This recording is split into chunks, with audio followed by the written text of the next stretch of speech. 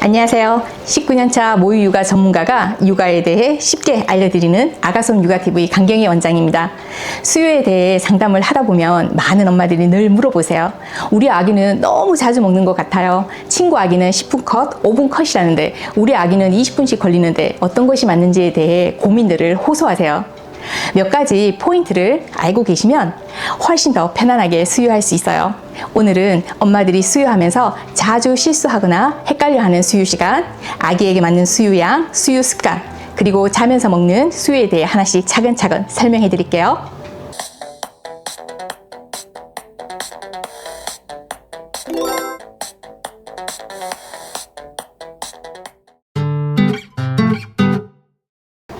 수유 시간 얼마나 물려야 잘 먹는 걸까요? 아기가 젖을 계속 물고 있으면 많이 먹겠지라고 생각하기 쉬운데요. 사실 수유는 오래 먹는 것보다 효율적으로 먹는 게 더 중요해요. 실제로는 삼키는 소리도 없이 계속 쪽쪽 빠는 모습만 보인다면 그냥 입에 물려 있기만 한 상태일 수 있어요. 대부분의 모유는 한쪽 유방에서 5에서 7분 정도 1차 사출이 나온 후에는 모유가 스며 나오기 때문에 이때 아기들은 여러 번 빨다가 삼키는 것을 반복하다 잠들기 쉬워져요.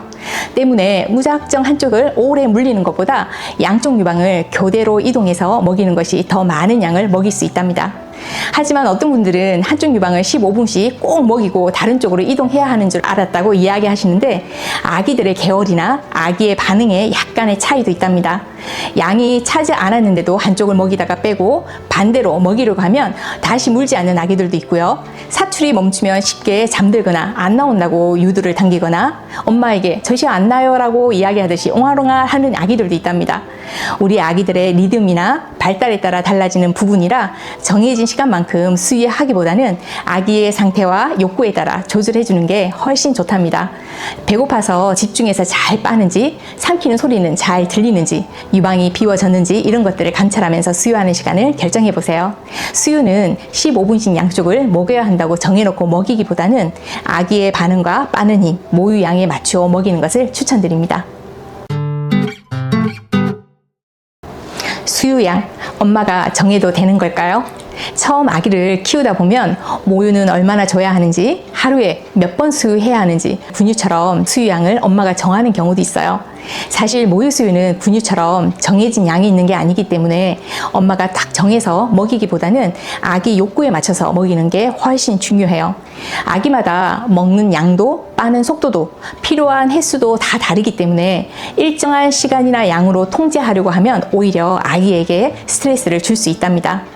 모유는 아기가 원할 때 원하는 만큼 먹는 구조이고 그 안에서 아기는 스스로 조절할 수 있는 능력을 가지고 있답니다. 엄마는 그저 아기의 신호를 잘 관찰하고 잘 먹고 있는지, 먹고 난 뒤 만족해 보이는지, 기저귀가 잘 나오는지, 체중은 잘 증가하고 있는지 등을 통해 수유가 잘 되고 있는지를 확인해 주시면 됩니다. 수유양은 엄마가 정하는 게 아니라 아기가 스스로 조절하고 엄마는 그 신호를 읽어주는 것이 더 정확하답니다. 아기가 울면 본능적으로 젖부터 물리게 되는데 특히 신생아 시기에는 울음의 원인을 구분하기 어렵다 보니 일단 젖부터 물리자는 방식으로 수유를 하게 되는 경우가 많아요. 하지만 모든 울음을 수유로 해결하게 되면 아기에게 젖은 단순히 먹는 수단이 아니라 감정을 달래는 도구, 수면과 안정을 위한 도구가 되어버릴 수 있어요. 이런 경우 시간이 지나면서 젖 없이는 잠들기 못하고 불편할 때마다 빠는 걸로 해소하려는 습관이 자리 잡게 되고 결국 수유와 감정이 뒤엉킨 의존형 수유로 이어지기도 합니다. 특히 자주 물리는 수유 패턴은 유방이 충분히 비워지지 않은 상태에서 다음 수유로 이어지면서 전량 조절에 혼란을 주고 엄마의 몸도 회복할 틈이 없고 계속 긴장된 상태로 유지돼 피로가 누적될 수 있어요. 아기가 울 때마다 정말 배가 고픈 걸까? 한 번 더 생각해 보세요. 졸림, 기저귀, 더움, 지루함, 감각적 자극을 원하는 경우 등 울음의 원인은 다양하거든요. 울음을 곧 수유로 연결하지 않고 아기의 욕구를 세분화해 파악하는 연습이 건강한 수유 습관을 만드는 첫걸음입니다. 수유 중 아기가 졸면서 먹는 모습 정말 사랑스럽죠? 많은 부모님들이 그 모습이 예뻐서 또 깰까봐 조심스러워서 그냥 그대로 두시는 경우가 많아요. 하지만 이런 수유 패턴이 반복되면 수유가 잠연관으로 굳어지기 쉬워진답니다. 아기 뇌는 빠른 자극을 받으며 안정감을 느끼고 그 상태에서 잠들게 되면 자연스럽게 빠른 행동은 수면의 조건으로 연결되기 때문이에요. 그렇게 되면 젖없이 잠들지 못하고 수면 주기마다 깨서 다시 젖을 찾아 울게 되는 패턴이 생기게 된답니다. 또 수유 도중 잠이 들면 실제로 먹어야 할 양을 다 먹지 못하고 결과적으로 자주 깨고 자주 보채는 악순환이 반복될 수 있어요. 이러한 습관은 모유 수유를 오래 지속하는 데에도 어려움을 줄 수 있기 때문에 수유 후에는 꼭 깨워서 트림을 시키고 수면은 따로 분리해서 습관을 만들어주는 것이 좋답니다.